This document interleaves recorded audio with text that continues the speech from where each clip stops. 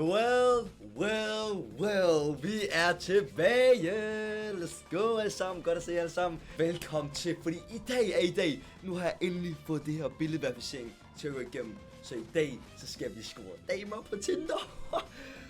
Jeg ved ikke, er det bare altså sådan, fuck, jeg glæder mig til i dag. Og jeg kan bare mærke, at jeg er frisk, fordi at jeg var ude i går, jeg kom hjem klokken 5. Så jeg har bare ligget i min seng hele fucking dagen. Så det er først nu, jeg laver noget. Så chat, vi har virkelig brug for nogle scorereplikker, altså sådan. Vil du prøve at score en milf i går? Det gjorde jeg ikke, nej, det tror jeg har været AI, Markus, det kan ikke være rigtigt. Var hun 42? Nej, hun var 43, men der er bare roligt, der har ikke været nogen milf, jeg har ikke scoret nogen milf, og hvis du scorer en milf, så er det ikke var mig.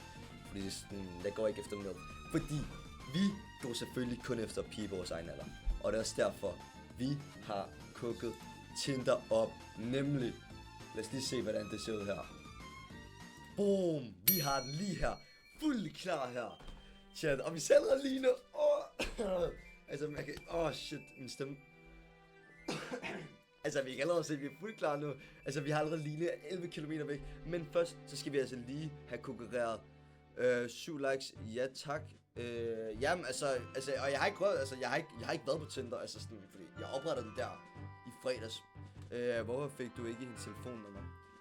Bro, hvad mener du? Jeg har ikke prøvet efter nogen telefonnummer, jeg ved ikke, hvad du snakker om. Men altså, så jeg har brug for lidt hjælp til, fordi jeg har jo ikke skrevet nogen beskrivelse om mig indtil videre. Så det tænker jeg, at jeg kunne, lad os lige se, hvad hun har billeder. Okay, er det ikke sådan, men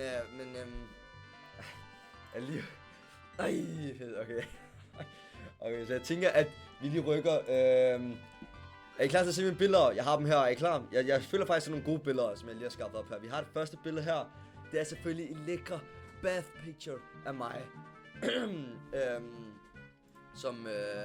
Hvor jeg ser selvfølgelig fucking lækker ud. Hvad siger I, chat? Så er det godt det her? Tror I det er en god start? Tror I det er det der ligesom... Du skal tænke på, at det her det er jo hvad der beskriver mig. Sådan at jeg er ren og alt sådan noget. Og du ved, det er de her 7 piger, jeg har kigget på det her. Og så er jeg sådan her, jeg får det like. Men altså, lad os lige kigge på de andre billeder. Fordi vi har også 60 smæk, det er der jeg skal sætte pris på. Så hvis det her kolde... Du ser meget seriøs ud. Jamen, jeg er også meget seriøs. Altså, jeg kan lige vise jer sådan min resten af min profil efter. Her har vi et lækker sådan... Jeg føler, at jeg kalder det sådan et sejt billede her, ikke? Vi har lidt sejt billede. Så har vi lidt en goofy Gabriel her. Altså, jeg ved ikke, om det var måske lidt too much at lave en goofy. Men jeg tænker også, okay, det skal ikke være perfekt. Det skal ikke være ham af den flotte, seje Gabriel her. Der skal også være lidt goofy ind i det, fordi det kan, tror jeg godt, pigerne kan lide. De kan godt lide, når der er sådan lidt agtigt. Ikke det der goofy, jo, det er crazy godt, det der goofy billede her. Prøv at se, filteret på, griner, tandbørsten i munden, det hele spiller, ikke? Der er også lidt, altså sådan, man kan se en kommentar der på snap, altså sådan, man ved bare, hvis man får min snap, ikke? Så får man sådan nogle her snaps, altså det gør man, altså, det er helt sikkert. Så har vi også lidt, sådan en kulturel Gabriel her måske, eller selvfølgelig kan man sige, kulturel kroner tv her, ikke? Du ved, på tur, tusind tak.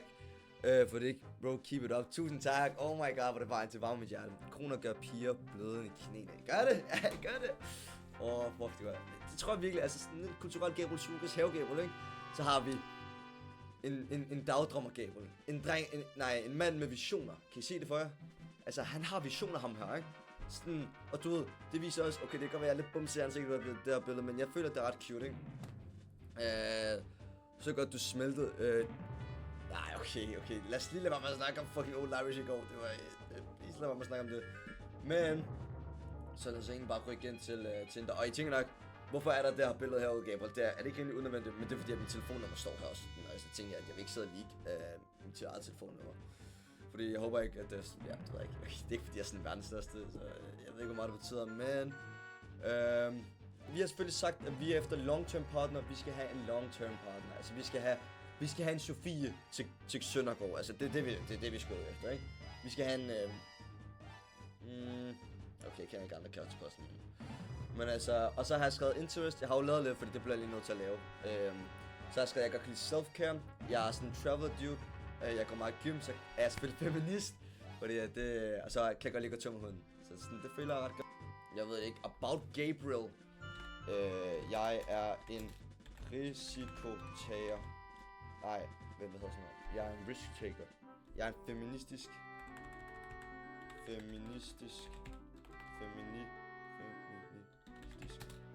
sådan her.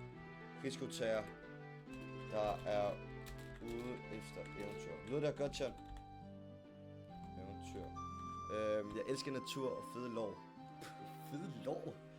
Altså, jeg kan godt lide fede lår, men altså... Ja, okay.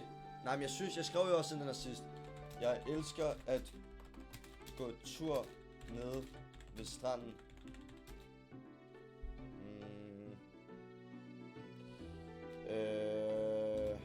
Når jeg ikke er i mit mansion. Det er simpelthen med Brainman, det kan vi ikke. Jeg skal gå tur ned ved stranden.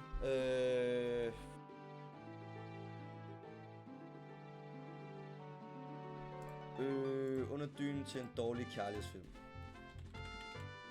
Oh my god, they're også gonna love this. Oh my god. Fuck, de kommer til at elske det her. Okay, er det bare safe det her? Okay. Okay, er det ikke bare fint der nu? Altså, vi skal bare go into det nu, ikke? Så det er også godt, at folk ved det. Okay, Maja her, okay. Nu kan vi godt køre den her, så vi kan lige se. Så vi er klar til nogle messages. Og jeg håber, okay, skal jeg bare sige til open to shorts. Okay, Maja, hun har personligheden med sig i hvert fald, altså. Ja! Let's go, chat, jeg gjorde det! Fucking Nicoline. Let's go, chat, det her, det er oh my legendarisk. Okay, hvad skriver vi, chat? Nicoline, hun er på, mand! Der er muligt shit. Gør cam større. Skal jeg gøre cam større? Grønne kjole. Hvad med den? Skal vi ramme med den? Og vi laver hey. Jeg synes, du ser rigtig... Hvilken state ocean? Jeg synes, du ser rigtig sød ud i den grønne kjole. Okay, er det bare sådan? Skal vi bare ramme med den? Er det ikke en kjole, der egentlig? Sommerkjole. Men jeg vil... Men er det med komma? Damn, ingen af vores råd er gode nok. Jo, jeres råd er god. Vil du klipfarme med mig? Altså, hun ved jo godt, jeg streamer i hvert fald, så måske hun er lidt klar til... Men... vil hellere se dig uden. Er det måske fedt der, chat? Hey, jeg synes, du ser rigtig sød ud i den grønne kjole, men vil hellere se dig uden. PS, elsker også dyr.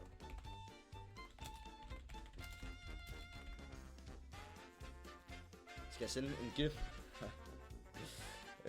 Okay, vi sender lige... Skal vi sende en emoji? Hvilken emoji skal vi sende? Det kunne jeg måske godt skrive. Okay. Hey, jeg synes det er rigtig... Okay, skal jeg måske sende den her? Den er måske meget god. Den er sådan... agtig sådan... Den sender vi chat. Boom, den er sendt. 6.5 hours later. Haha, tak. W, ja, let's go, W. Hey, jeg synes, du ser rigtig sød ud i den grønne kjole, men jeg vil hellere se dig uden pis. Oh my god, okay. Hun er ikke lige så freaky som mig, men hun sagde også, hun var lidt generet i staten i hvert fald. Så, hvad skal vi svare til der? Hvad står der? Damn, skrev du virkelig vil hellere se dig uden? Ja, jeg skrev hellere.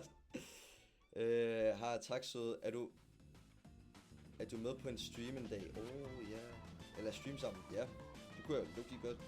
Lige komme ind og Twitch. 1,55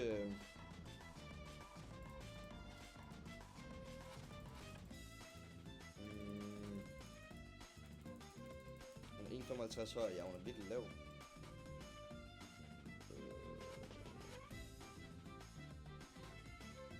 Okay, men jeg så faktisk, hvad hun kan lide. Okay.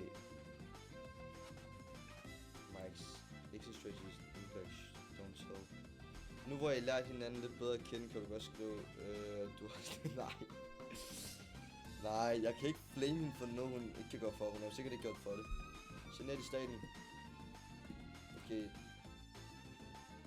Ikke udpege fejl. Nej, jeg føler, det er det dårligste tid, hvis jeg udpeger fejl. Hvad siger du til en kop kaffe i zoologisk have? Ikke som man ser til en dag, sådan en dag-agtig.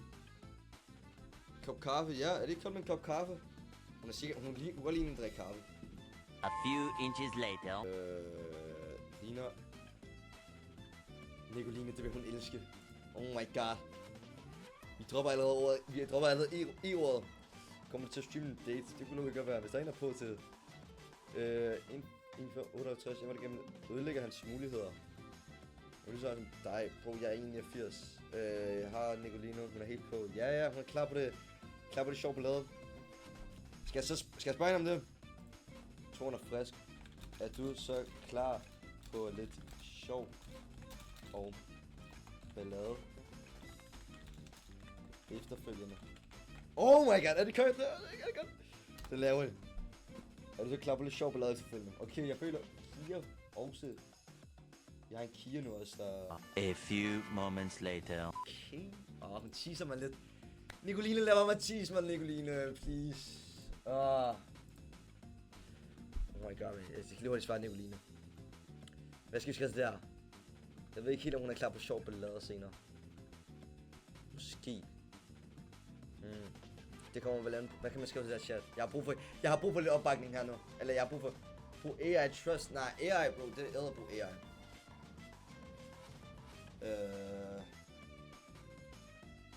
Okay, jeg er jo low-key en brunet med krøller på mit billede der. Altså, det er jo faktisk på mit profilbillede.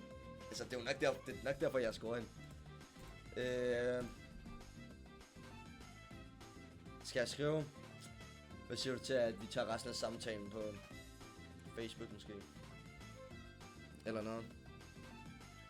Foreslå en dato. Okay, jamen det er måske nok. Skal jeg foreslå en dato? Hvad siger du? Hvad siger du til næste weekend? Hvad siger du til næste weekend? Er det den her? Næste weekend? Boom. Okay. 6.5 hours later.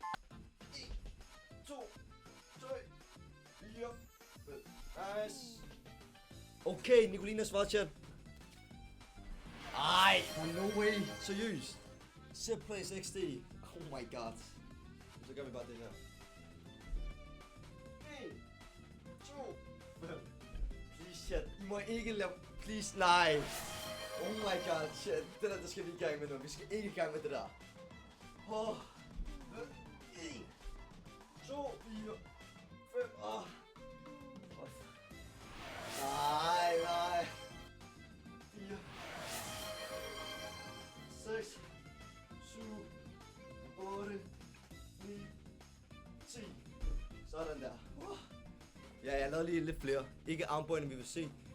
Jeg bliver da ved med at få den herinde. Okay, chat. Nicolina svarer måske påskeferien. Okay. Skal jeg sige, hvad med vi dropper sugeturen bare så direkte så mange plader? Det må måske være godt. Det må måske være en god ting. Ej.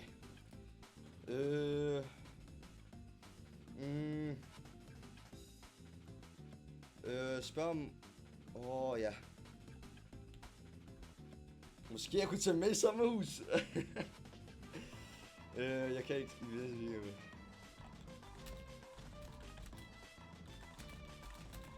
Er det det, vi rykker? Eller lukker vi den her? Lukker vi den okay her? Sygt eller mange armbøjne? Nej, jeg kan ikke sige. Nu forstår du ikke. Jeg skal jo ikke gøre en forvirret. Måske kan jeg tage med i sommerhus. Kom, vi har lagt den. Og nu er det all in. Eternity later. Shit, hun er ikke på. Kender... Okay, hun har skrevet det chat. Kender dig jo ikke nu. Hvad med så en hurtig date i løbet af ugen? Vi har den her. Hun er...